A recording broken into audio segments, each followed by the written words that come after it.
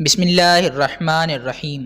السلام علیکم ناظرین، اسلامی تاریخ میں کئی بہادر اور طاقتور ترین سلاطین گزرے ہیں جن کی داستانوں سے تاریخ کی کتابیں بھری ہوئی ہیں، اور آج ہم انہی میں سے 5 طاقتور ترین مسلمان سلاطین کے بارے میں آپ کو بتائیں گے۔ لیکن اس سے پہلے اگر آپ نے چینل سبسکرائب نہ کیا تو ضرور سبسکرائب کر لیجئے اور بیل آئیکن پر بھی ضرور کلک کر دیجئے۔ نمبر 5، ملک شاہ۔ جلال الدولہ ملک شاہ المعروف ملک شاہ اول، جو 1072 سنہ عیسوی سے 1092 سنہ عیسوی تک سلجوقی سلطنت کے حکمران رہے، وہ اپنے والد الپ ارسلان کی وفات کے بعد تخت نشین ہوئے۔ ناظرین، ملک شاہ کا دور علمی ترقی کا دور تھا۔ ملک شاہ کی حکومت کی تصدیق عباسی خلیفہ قائم باللہ نے خود کی، جس کے بعد سلطان کے نام کا سکہ اور خطبہ ساری سلطنت میں جاری کیا گیا۔ ملک شاہ سلجوقی کا عہد امن و امان کا عہد تھا۔ ناظرین، ملک شاہ سلجوقی بلا کے بہادر اور ذہین سلطان تھے۔ آپ نے دمشق اور شام کو فتح کرنے کے ساتھ ساتھ بہت سے اہم قلعے عیسائیوں سے چھین لیے۔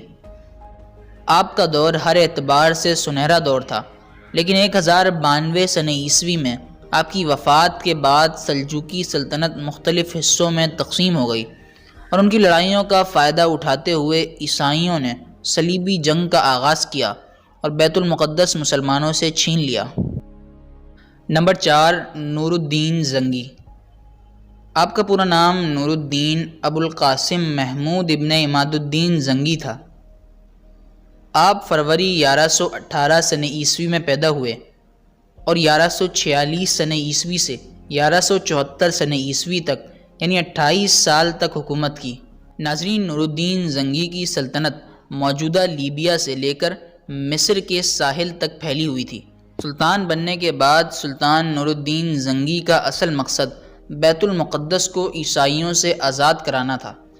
اس کے لیے انہوں نے اپنی سلطنت کو مضبوط کیا اور دارالحکومت کو حلب سے دمشق منتقل کر دیا۔ پھر سلطان نور الدین زنگی نے فوجی تیاریاں مکمل کرنے کے بعد صلیبی ریاست انطاکیہ پر حملہ کر کے اس کے کئی قلعوں پر قبضہ کر لیا۔ عیسائیوں نے جوابی حملے میں سلطان سے دمشق چھیننا چاہا، لیکن سلطان نے انہیں یہاں بھی شکست دی، اور 564 سنہ عیسوی میں سلطان نور الدین زنگی نے ایک فوج بھیج کر مصر پر قبضہ کر لیا اور فاطمی خلافت کا خاتمہ ہو گیا۔ اس فتح کے بعد سلطان نور الدین زنگی بیت المقدس کو فتح کرنے کی تیاریاں کرنے لگے، لیکن ان کی انہی تیاریوں کے دوران ایک دن حشاشین نے عیسائیوں کے کہنے پر آپ کے کھانے میں زہر ملا دیا، جس سے سلطان کی موت واقع ہو گئی اور مسلمان ایک عظیم سلطان سے محروم ہو گئے۔ نمبر 3، سلطان محمود غزنوی۔ محمود غزنوی موجودہ افغانستان کے علاقے غزنی میں 2 نومبر 971 سنہ عیسوی کو پیدا ہوئے۔ ناظرین، سلطان محمود غزنوی سلطنت کے پہلے ترک سلطان تھے۔ غزنوی سلطنت عالم اسلام کی ایک عظیم سلطنت تھی، جس کی سرحدیں شمال مغربی ایران سے بر صغیر میں پنجاب تک اور ماوراء النہر میں خوارزم تک اور مکران تک پھیلی ہوئی تھی۔ سلطان محمود غزنوی کو اسلامی تاریخ کے چند عظیم ترین جرنیلوں میں شامل کیا جاتا ہے۔ آپ کی فوج کی تعداد کم و بیش 1 لاکھ تھی۔ ناظرین، آپ پہلے حکمران تھے جنہوں نے سلطان کا لقب اختیار کیا۔ سلطان محمود غزنوی نے اپنی والد کی وفات کے بعد 998 سنہ عیسوی میں تخت سنبھالا اور عباسی خلیفہ نے انہیں یمین الدولہ کا خطاب دیا۔ ناظرین، سلطان محمود غزنوی کا سب سے عظیم کارنامہ ہندوستان پر 17 حملے تھے، لیکن ان حملوں میں سب سے مشہور آپ کا سب سے آخری حملہ تھا۔ اکتوبر 1025 سنہ عیسوی میں سلطان محمود غزنوی 20,000 کی فوج کے ساتھ غزنی سے روانہ ہوئے۔ 3 ماہ کے طویل سفر کے بعد جنوری 1026 سنہ عیسوی میں انہوں نے سومناتھ کے مندر کے قریب پڑاؤ ڈالا۔ ہندوستان کے طول و عرض سے ہندو راجے اپنی اپنی فوجوں کے ساتھ میدان جنگ میں موجود تھے۔ جنگ کا آغاز ہوا اور خونریز معرکے کے بعد سلطان محمود غزنوی فتح یاب ہوئے۔ ناظرین، ہندوؤں کو جنگ میں شکست دینے کے بعد آپ بیمار رہنے لگے اور 1030 سن عیسوی میں 59 سال کی عمر میں آپ کی وفات ہو گئی۔ نمبر 2، سلطان صلاح الدین ایوبی۔ ناظرین گرامی، سلطان صلاح الدین ایوبی سلطنت کے بانی تھے۔ آپ نہ صرف تاریخ اسلام بلکہ تاریخ عالم کے مشہور ترین فاتحین اور حکمرانوں میں سے ایک تھے۔ سلطان صلاح الدین ایوبی 1138 سن عیسوی میں موجودہ عراق کے شہر تکریت میں پیدا ہوئے۔ آپ کی زیر قیادت ایوبی سلطنت نے مصر، شام، یمن، عراق، حجاز اور دیار باکر پر حکومت کی۔